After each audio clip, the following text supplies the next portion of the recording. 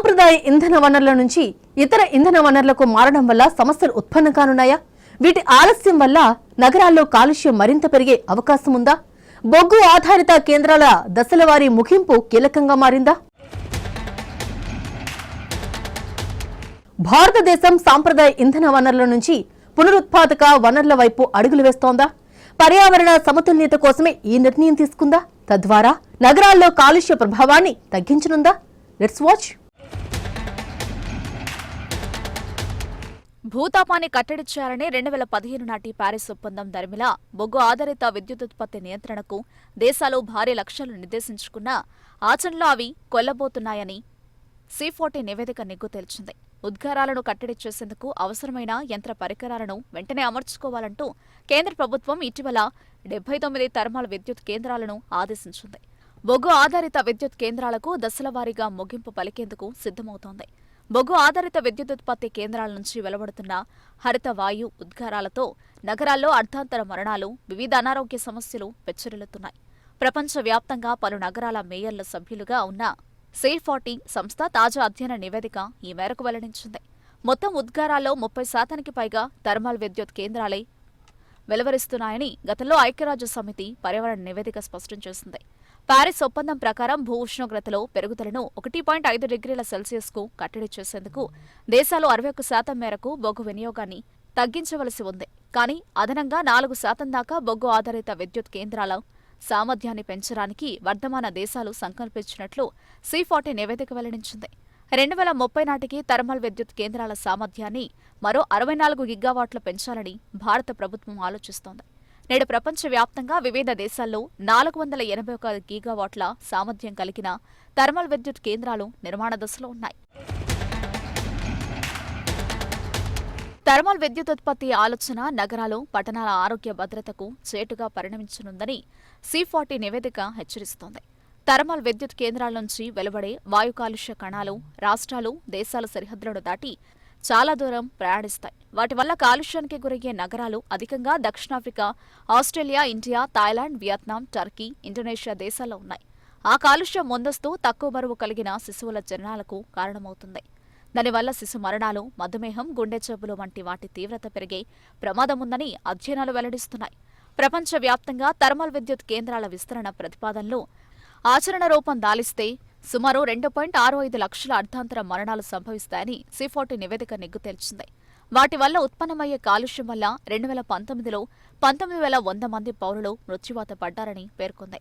2020-30 మధ్యకాలంలో థర్మల్ కాలుష్యం వల్ల నగరాల పిల్లల్లో 2,47,600 మందికి శ్వాసకోశ అత్యయిక పరిస్థితులు తలెత్తవచ్చని అంచనా. భారత్లో థర్మల్ విద్యుత్ కేంద్రాల విస్తరణ సామర్థ్యం పెంపు ప్రతిపాదనలు అమలైతే ఢిల్లీ, ముంబై, కోల్కతా, చెన్నై నగరాల్లో ప్రజారోగ్యానికి తీవ్ర హాని కలుగుతుందని నివేదిక హెచ్చరించింది. థర్మల్ కాలుష్య ప్రభావం వల్ల ఆరోగ్యంపై వ్యయం పెరుగుతుంది. పట్టణ ఆర్థిక వ్యవస్థకు ముప్పు వాటిల్లుతుంది. థర్మల్ కాలుష్యంలో పిల్లల్లో కలిగే శ్వాసకోశ వ్యాధుల వల్ల ప్రపంచవ్యాప్తంగా వైద్య చికిత్సలకు $65 కోట్ల పైగా అదనంగా వ్యయమవుతుంది. అర్ధాంతర మరణాల వల్ల సుమారు $88 కోట్ల మేరకు ఆర్థిక నష్టం జరుగుతుందని, పట్టణాల్లో పేదల పరిస్థితి అత్యంత దయనీయంగా మారుతుందని నివేదిక అంచనా వేసింది.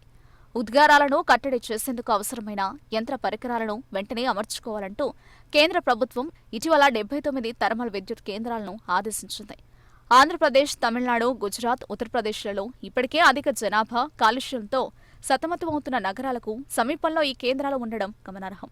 మరో 517 ప్లాంట్లు ఆ పరికరాలను అమర్చుకునేందుకు కొంత గడువునిచ్చింది. ప్రపంచవ్యాప్తంగా ఉన్న థర్మల్ విద్యుత్ కేంద్రాల్లో 68% నగరాలకు 500 కిలోమీటర్ల లోపే ఉన్నాయి. విద్యుత్ వినియోగంలో 2/3 వాటా నగరాలదే. అందులో థర్మల్ విద్యుత్ శాతమే ఎక్కువ. అందువల్ల భూతాప నియంత్రణ ప్రధాన బాధ్యత నగరాలదే. నగరపాలక సంస్థలు థర్మల్ విద్యుత్కు బదులుగా సౌర విద్యుత్, బయోగ్యాస్ వంటి పునరుత్పాదక ఇంధన వనరుల విధానాలను రూపొందించి వినియోగించుకోవచ్చు. అమెరికాలోని హ్యూస్టన్, ఆస్ట్రేలియాలోని సిడ్నీ, జపాన్లోని యోకోహామా నగరాల 100% పునరుత్పాదక ఇంధన వనరులను ఉపయోగిస్తున్నాయి. కొత్త నగరాల నిర్మాణంలో ముందుగానే పునరుత్పాదక ఇంధన వ్యవస్థలను ఏర్పాటు చేసుకోవాలి. గుజరాత్లో నిర్మించిన గిఫ్ట్ సిటీ అందుకు ఉదాహరణ. ప్రభుత్వాలు బొగ్గు ఆధారిత విద్యుత్ కేంద్రాలకు దశలవారీగా ముగింపు పలికేందుకు సిద్ధమవుతున్నాయి. సౌర పవన శక్తిని సమధికంగా వినియోగించడంపై దృష్టి సారించాలి. ఆల్ట్రా సూపర్ క్రిటికల్ థర్మల్ సాంకేతికతతో నడిచే థర్మల్ విద్యుత్ కేంద్రాలు కర్బన ఉద్గారాలను గణనీయంగా తగ్గిస్తాయని శాస్త్రవేత్తలు చెబుతున్నారు.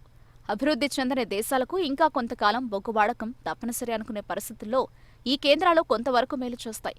థర్మల్ కేంద్రాలు మూతపడ్డంతో పలువురు ఉపాధి కోల్పోయినా పునరుత్పాదకత ఇంధన శక్తి వల్ల 2020-30 మధ్యకాలంలో 64 లక్షల ఉద్యోగాల సృష్టి జరుగుతుందని అంచనా. 2070 నాటికి కర్బన ఉద్గార తటస్థతను సాధిస్తామని, పునరుత్పాదక ఇంధన వనరుల ద్వారా ఉత్పత్తయ్యే విద్యుత్ను 2030 నాటికి 500 గిగావాట్లకు పెంచుతామని COP26 సదస్సులో భారత లక్ష్యాలను ప్రధాని మోదీ ప్రకటించారు. అందుకనుగుణంగా నీతి ఆయోగ్ థర్మల్ పవర్ ప్లాంట్ల తుక్కు విధానానికి రూపకల్పన చేస్తుంది. విద్యుత్ పరివర్తన ప్రణాళికపై ఇంధన పర్యావరణ జలమండలి రూపొందించిన నివేదికలోని అంశాలను అమలు చేయాలని ప్రభుత్వానికి సూచించింది. COP26 సదస్సు తర్వాత కేంద్ర శక్తి వనరుల మంత్రిత్వ శాఖ ఏర్పాటు చేసిన నిపుణుల బృందం రాష్ట్రాలతో చర్చలు జరిపిన అనంతరం 25 సంవత్సరాలు దాటిన థర్మల్ ప్లాంట్లను 2023 కల్లా మూసివేయాలని సూచించింది. దానివల్ల ఎక్కువ లబ్ధి పొందేది నగరాలే. కేంద్ర ప్రభుత్వ లక్ష్య సాధనకు నగరాల కార్యాచరణే కీలకం. 2020-30 మధ్యకాలంలో ప్రపంచంలోని 61 ముఖ్య నగరాలు బొగ్గు ఆధారిత వినియోగాన్ని క్రమేపీ తగ్గించగలిగితే 24 గిగాటన్నుల కార్బన్ డయాక్సైడ్కు సమానమైన హరితవాయు ఉద్గారాలను నిలువరించడం సాధ్యపడుతుందని నివేదికలు స్పష్టం చేస్తున్నాయి. ప్రత్యామ్నాయ మార్గాలను అనుసరించడంలో దృఢ సంకల్పం, పటిష్ట కార్యాచరణ, ప్రభుత్వాల చిత్తశుద్ధి, ఆధునిక సాంకేతికతల సమర్థ వినియోగాల వల్లే పూర్తిస్థాయి ఫలితాలు సాధ్యమవుతాయి. ప్రధానంగా బొగ్గుపై ఆధారపడి ఉండే రాష్ట్రాలను ప్రస్తుతం నెలకొన్న పరిస్థితుల కారణంగా మరో దారిలోకి మళ్లించడం అంటే భారతదేశం ఎదుర్కోబోయే అనేక సవాళ్లలో ఇది కూడా ఒకటవుతుంది. 2030 నాటికి విద్యుత్ ఉత్పత్తిలో 50% పునరుత్పాదక వనరుల ద్వారా సమకూర్చుకుంటామని భారతదేశం నిర్ణయించింది. భారతదేశం 2070 నాటికి ఉద్గారరహిత దేశంగా చేరుకునే లక్ష్యానికి ప్రయత్నిస్తున్నందున ఈ సంఖ్య మరింత పెరిగే అవకాశం ఉంది. భారతదేశం తన కార్బన్ ఉద్గారాలను తగ్గిస్తూ పునరుత్పాదక శక్తి వనరులను పెంచుకుంటామని ప్రతిజ్ఞ చేయడంతో మార్పు తప్పనిసరైంది. భారతదేశంలో ఉత్పత్తి అయ్యే మొత్తం విద్యుత్తులో 70% పైగా బొగ్గు ఆధారిత విద్యుత్ ప్లాంట్ల నుండే వస్తుంది. బొగ్గు ద్వారా ప్రభుత్వాలకు గణనీయమైన పన్నులు, రాయల్టీలు వస్తున్నాయి. అంతేకాకుండా బొగ్గు రంగం ద్వారా ఉద్యోగ కల్పనతో చాలా మందికి జీవనోపాధి లభిస్తుంది. బొగ్గును కాల్చినప్పుడు భారీ స్థాయిలో కార్బన్ డయాక్సైడ్ విడుదలవుతుంది. ప్రపంచ గ్రీన్ హౌస్ ఉద్గారాల్లో భారతదేశ వంతు గణనీయంగా ఉండడమే కాకుండా మొత్తం ఉద్గారాలలో 3వ స్థానంలో ఉంది. అయితే తలసరి ఉద్గారాల విషయానికి వచ్చేసరికి ప్రపంచంలో భారత్ చివరి వరుసలో కొనసాగుతోంది. బొగ్గు ఆధారిత విద్యుత్ ప్లాంట్లు కూడా భారతదేశంలో భారీ మొత్తంలో వాయు కాలుష్యానికి కారణమవుతున్నాయి. బొగ్గు ఉత్పత్తిని ఆపాలని అంతర్జాతీయంగా ఒత్తిడి ఉన్నప్పటికీ 2021 అక్టోబర్లో భారత ప్రభుత్వం దేశ ఇంధన అవసరాలను దృష్టిలో ఉంచుకుని 2024 నాటికి 1 బిలియన్ టన్నుల బొగ్గును ఉత్పత్తి చేయాలని లక్ష్యంగా పెట్టుకుంది. 2030కి సంబంధించి భారతదేశం కొత్త లక్ష్యాలకు అనుగుణంగా ప్రణాళికలు రూపొందించే అవకాశాలు కనిపిస్తున్నాయి.